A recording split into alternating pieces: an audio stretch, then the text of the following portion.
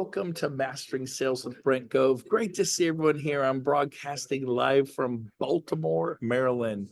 And Noel Kreider, you made it. I didn't even know you were on here. Noel from Auburn. I love Noel. I know I'm not supposed to have favorites, but sometimes you just have a favorite. Look at that puppy. You got your dog with you. I'm so proud of her. I've been telling her, go to Tony Robbins, go to Tony Robbins, go to Tony Robbins. And Noel was tired of getting ready to get ready. She finally said, I'm going to go, but I'm going to do it virtual. So Noel, unmute yourself real quick. She did Tony Robbins, UPW, Unleash the Power Within, Thursday, Friday, Saturday, Sunday, live from that office. It is now Tuesday. Noel, total waste of time. Tell them what an absolute waste of time it was. Total waste of time, total. Going that long every day, I mean, 12 hours plus, it really, really pushes you way beyond what you're comfortable with, and they make you stay up, change your state, right? So they came to your house and made you do that. I love it. Oh, good. Yeah, my neighbors thought my friend Susan and I did it together. We had a little pool house sort of thing. And so we were out there screaming at 6 in the morning. And I'm sure the neighbors thought we were, whatever. Crazy. But the whole thing about changing your state, I started jumping in the pool every morning, that will change your state, let me tell you. But like you were saying, I've been getting ready to do this. I had success when I first joined EXP 7 years ago. And I know I have it in me to do this. And I just keep getting ready to get ready, as you said. So my mind has changed, though. My brain has changed with this. So I'm really excited. So awesome. Thank you. Awesome. I'm going to invite you to come to the next one live. I've been 5 times live. Like, why do you keep going? There's so much content. And the last time I went was the best one of all. It is never convenient. It is never the right time. And when you decide to go, listen to me, all hell will break loose in your life. Your car will break down. You'll have a fight with your husband. You'll have a fight with your wife. The kids will get sick. I mean, you're going to get sick. I mean, that's what happens. There's opposition when you want to do something great in your life. So just expect it. Noel, thank you for sharing. Thank you, Brent. So good to see your face. Yes, great to be here. Okay, so today is Mastering Sales. And so what I want to do is I want to cover one of my favorite things in the world. And this is going to be short and powerful. I want to remind you, any of you ever show property and there's just so many homes on the market, you don't know where to start. Not in this market. There's limited inventory. Oftentimes there's very little to show at all. You might show 2, 3, 4 homes. What do you do when you show them all and the best one backed up to the highway or have power lines or there's an apartment complex or smell like an old dog, and they're like, no, I'm not spending 800,000 on this or 1.8 million on this. I was looking at homes in Lake Tahoe with Tahoe Tony, $7 million cabins. And I'm like, the one we really liked was kind of narrow and I'm claustrophobic. I needed to be expansive. So I'm like, everyone's got champagne taste on a beer budget. So my message to you today, I'm going to cover one thing. It's called the emergency backup home. So you show 2 homes, 3 homes, maybe you can show 5, 6, 7 homes, but you always have the one home. You fold it in half. They said, show me homes up to 800,000. Do not show me homes past 800,000 or 500,000 or 1.5 million or $7 million. So Tony, if you're listening, if you're still here, is Tahoe Tony still here? I don't know if he is, but he's going to represent me on a purchase at Tahoe. You can have the entire commission. Isn't that nice? I mean, it'll be a decent commission, probably going to be $8 to $10 million cabin for my family. That's just something we want to do. And that's what it costs there. And so here's the bottom line. If he folded it in half and he showed me homes, he did what I said, up to between 6 and 7 million. I left depressed. I'm still depressed when I think about it. What if he goes, I'm going to look a little higher and go from, he said, not over 5. Oh, I found a really nice one at 575. They tell you up to 9, but you find a really nice one. You try to make them happy at first, but when you show them everything, they're like, I don't know, Andre, we'll call you. I don't know, Darren, we'll call you. Steve Alves, we'll call you. I don't know. We didn't see what we liked. Out comes the emergency backup. Oh, let me tell you about this home. It's not 7 million. But let me tell you about it. It's a 2015. It's on an acre. It's 6,000 square feet and blah, blah, blah. They tell you about like, it's right around the corner. Didn't quite fit your criteria. And I'll explain more about that later. But I told the owners we might come by in case this happened because I don't think you found your forever home today, did you? No, no, we didn't. It's right around the corner. You want to see it? Yeah, let's go. We go in. Oh my gosh, I love it. How come this home wasn't on my Zillow feed? How come it wasn't on my realtor.com, my Redfin feed? I have a Coldwell Banker agent that's been sending me a drip. It's not like, how did I miss this? And then you go, well, here's the best news. The reason you missed it is because it's 575 and you said not to show your home was over 5. Now here's my plan. We're going to offer 475 and we're going to go back and forth the seller. And my goal is to get the seller to offer under 5. Would you pay 475 for this house? Oh my gosh, all day, every day. Would you pay up to 5? All day, every day. I love it. We love it. It's so good. It has everything. See order takers. And I think 98% of agents out there are order takers. They do what they're told. And I'm not picking on Tony. I love Tony with all my heart, but he did what I told. Even I have a budget. Mike, I was comfortable with 6 to 7 million. I don't want to spend between 7 to 10 million dollars, right? But guess what? If he had just pulled out the emergency backup home, even on me in Incline Village, and go, looky, looky what I found. And I go, this is it. Oh my gosh. How come I didn't find it? Because it's $7,950,000. It's almost $8 million. You think, oh, they'll never do that. I cannot tell you, you know, why I sold a lot of real estate? Because people would show property up to 5. They always have what price range you shop them. Well, we're looking between 6 and 800,000. So you show them homes between 6 and 8, and you can't make them happy. 6 and 8, 6 and 8. I show them between 8 and 9, 8 and 9, 8 and 9. I do 6 to 8. If we make them happy, I write the offer. But oftentimes with so little inventory, up to 1.3. I show that they hate everything. I go, I got this one you might want to take a look at. I don't tell them it's 1.4 or 1,039,000. I read it to them. It's got a 4-car garage. I know you want a third of an acre. It's 2/3 of an acre. You wanted a view. We have the same view. This one's actually got a view. It's right around the corner. You want to take a peek? Didn't quite fit your criteria. And I'll tell you more about that later. Let's go look at it. They get inside it. Oh my gosh, I love it. How much is it? Well, it's 1,475,000. See, while everyone's going up to 5 or up to 8 or up to 1,400,000, I'm going 5 to 6, 8 to 9, and 1,400,000 to 1,500,000.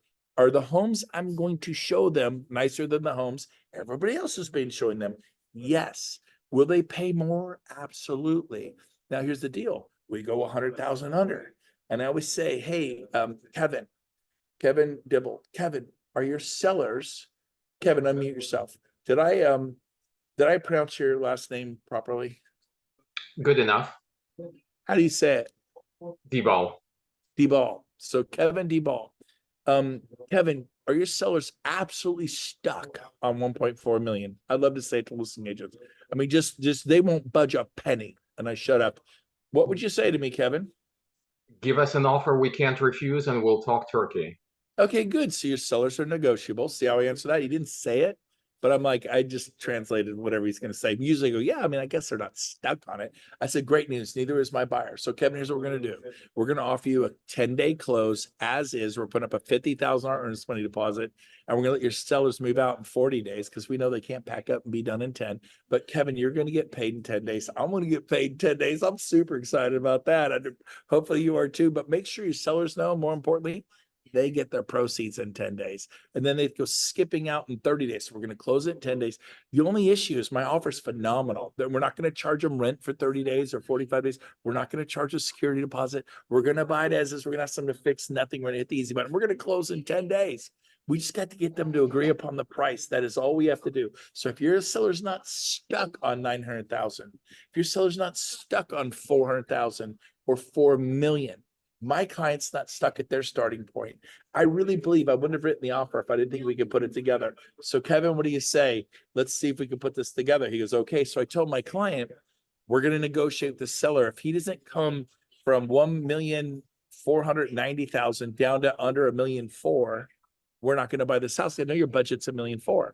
So Kevin goes, yeah, I don't think he's going to budge that much. He might drop $5,000. So it's 1,995,000, right? 1,950,000 or 1,495,000. You get the idea. And so he goes like, oh my gosh, the seller dropped 50 grand. I was shocked. I did not think they would do that. It's their first week on the market. He already went to 1,450,000. Now we only have a 50,000 apart. We go from 1,375,000. I was going 100 under. We go up to our best, 1,400,000. The seller comes back and goes, I'll go 1,440,000. I'm not dropping another dime. Go to my client. Oh, bad news. We're not going to get the house. And they go, why? I go, because our budget's 1,400,000 and the best I could do is 1,440,000. They go, we'll take it.